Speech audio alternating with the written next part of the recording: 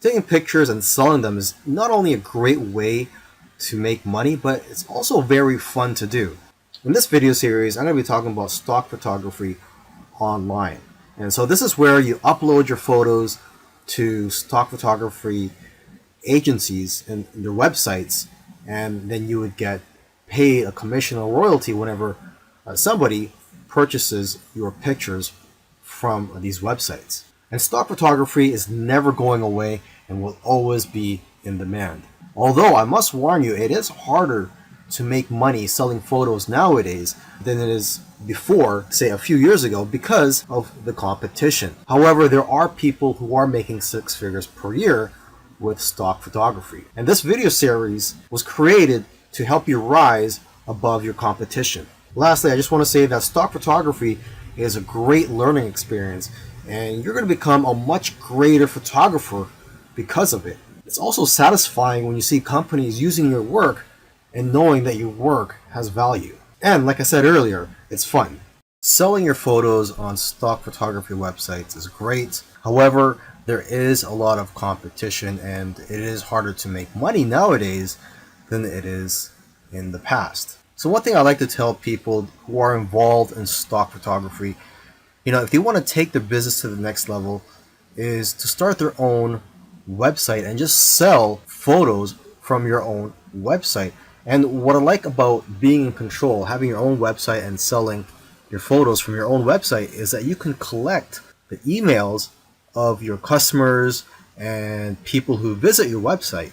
And basically, whenever you have new photos, you can notify your list of subscribers. You could also offer deals from time to time. You see, when you have an email list, you could just email them whenever you're in need of some cash flow. Now, what I recommend you do is, if you are going to start your own website, is to make your website focused on one niche. I know of somebody who made $4,000 in 1 month from his own site. Now, aside from just collecting emails from your customers, you could also collect emails from people who just visit your website. And to entice them to opt in, you could run a contest where if they enter their information, such as their email and their name, they'll be entered to win a photo or a print. Another great thing about building a list of subscribers is that you can build a relationship with your audience and that you're going to get repeat sales in the future. You see, when people buy your photos from stock photography websites, you don't collect their information. So it's not like you could tap their shoulder in the future and say, hey, would you like any of my other photos or my newest photos? This way, with your own website, you could just notify them, like I said earlier, whenever you have new photos or if you have a discount that you're offering. You should also sell prints of your photos from your own website to increase your revenues. Now, if you're scared to start your own website, there are several tools out there that make it very easy for you. And one tool that I highly recommend is called Shopify. One good feature of Shopify is that they will contact somebody who abandoned their shopping cart and they'll get reminded to purchase from you. And there's all types of themes available for you to use from Shopify. And once you have your site up and running, you could use Facebook ads to drive traffic to your site. In the last video, I gave some tips on how to be successful if you were to upload to those larger stock photography websites. Now in this video, I want to give some tips on how to be successful just in general. So these tips will work whether you decide to go for the smaller stock photography websites or the larger stock photography websites. To start off with, you cannot be a generic photographer and make money with stock photography. To be successful, you have to niche down. You cannot be too broad. So you have to be very specific and also good at what you do. For example, portraits of people are always popular. So if you can focus on that, you'll probably do well. You should also stay in tune with what's going on in the world. People who are talking about the popular topics of today need images to support what they're saying. And if you are going to be uploading to multiple stock photography websites, you can use an app called MicroStalker for tracking your sales across multiple agencies. And lastly, if you're consistent, you'll increase your chances of being successful with stock photography. You'll do best if you upload a small amount of photos consistently. Earlier, I mentioned that you should try to avoid large stock photography websites such as Shutterstock. However, if you're new and you want to gain some experience, or for whatever reason, if you feel that large stock photography websites are for you, here are some keys to success. Obviously, these big sites have thousands of photos, and photos that have less saturation will sell the best. For example, pictures of cats, unless there's something unique about the picture, won't do as well as pictures of animals in the wild. Another example is pictures of iconic buildings such as the White House. These types of pictures won't do as well because there's already a lot of pictures of the White House out there. Now, however, if there's something unique, such as an event or a protest happening around there, and you capture that on photo, then that picture will do a lot better. It's also important to use the right keywords. For example, if you're posting photos of flowers, you'll be more successful if you know the exact scientific name and the species of those flowers, and also the English name, where they're from, and other details. And from what I've seen, the best-selling images are the ones with themes such as Christmas, Halloween, Easter, etc. And new images usually sell better than old images, simply because old images tend to get buried in the search results. In the previous video where I spoke about where to sell your photos online, I forgot to mention that you could also sell your photos directly from your phone. And there are a few apps available for that.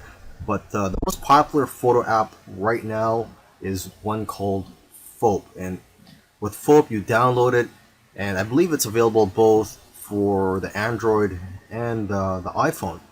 And you get 50% of the sale. But you can make more money by joining what they call missions on Foap.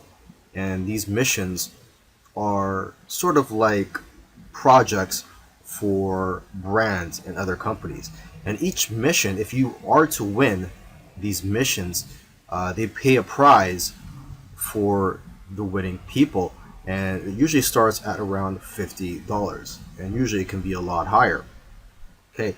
Now, if you want to have success with this app, you want to analyze the photos which have already been sold. So take a look at the Sold tab in the Explore section of the app. I also recommend that you analyze the profiles of people who have won missions or sold a lot of photos, as they usually have a lot of good photos which can give you ideas. And lastly, you could create profile on Foap and follow people. So you can follow other photographers and they could follow you, and you guys could share tips with each other and be more successful in the long run. Now that you've taken some pictures, where do you sell those pictures online? Well, the easiest way to find these sites is just to type in stock photos on Google, and you'll find plenty of stock photography websites where you can upload your photos. Now, let me just give you some of the top sites out there. Okay, there is Pond5, which pays 50% of the sale, Alamy, which pays 40% royalty per photo, and there is one photographer that I know of who makes $100,000 per year from just this one website. Okay, and there is iYiM, which pays 50%. A lot of photographers are having success with this site. And there is Getty, which pays 20 to 30%, but they do sell photos for a much higher price, between $300 to $500. Okay, and 123RF, this stock photo site, the way they work is that the more photos you upload, the higher the royalty percentage that they'll pay you. And there's iStock, which pays 15 to 45% depending on the photo, but they'll pay you a higher rate if your photos are exclusive to their site. And there's DreamsTime, which has a very thorough approval process, but if you do get approved, they'll pay you 25 to 50% royalty and up to 60% if your photos are exclusive with their site. Plus, they'll even pay you an extra 20 cents per photo. And then one of the biggest stock photography websites out there is Shutterstock. They'll give you the most exposure because of their reach, huge customer base, and ability to advertise your photos. And there's Adobe, which will give you almost as much sales but higher sales amounts. And Adobe Stock is integrated into the Adobe software. There's iStock Getty Images, which can also get you a lot of sales. Now, what I usually do advise to photographers is to stay away from some of the larger stock agencies such as Shutterstock, iStock, etc., because they're publicly held companies, and they're more interested in making their shareholders happy and not the individual contributors. They just don't have the incentive to help contributors grow and make more money. However, if you are a beginner, you may want to try out these larger stock agencies just to test out the waters and to gain experience at first. And then you could try out the smaller agencies such as Dreamstime, Stockfresh, etc. The advantage of working with these smaller agencies is that there's less competition for you as a contributor.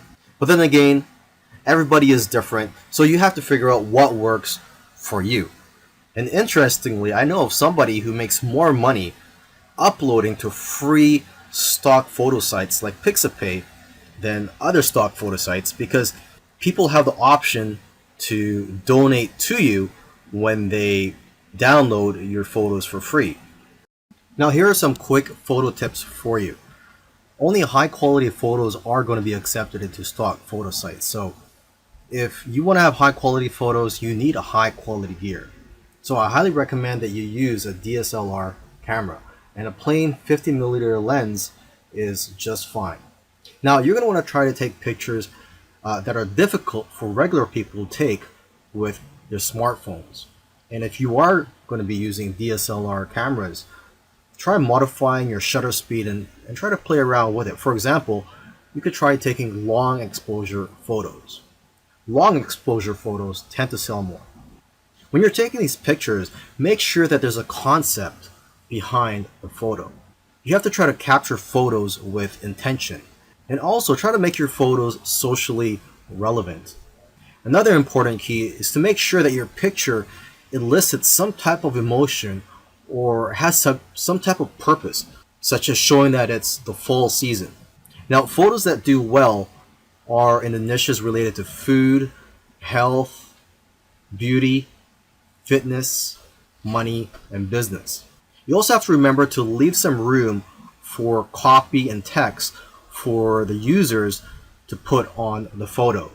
And you should know that photos are not going to be accepted if there are brands, names, or license plates in the background. And if you have models in your photos, they will have to sign a release form.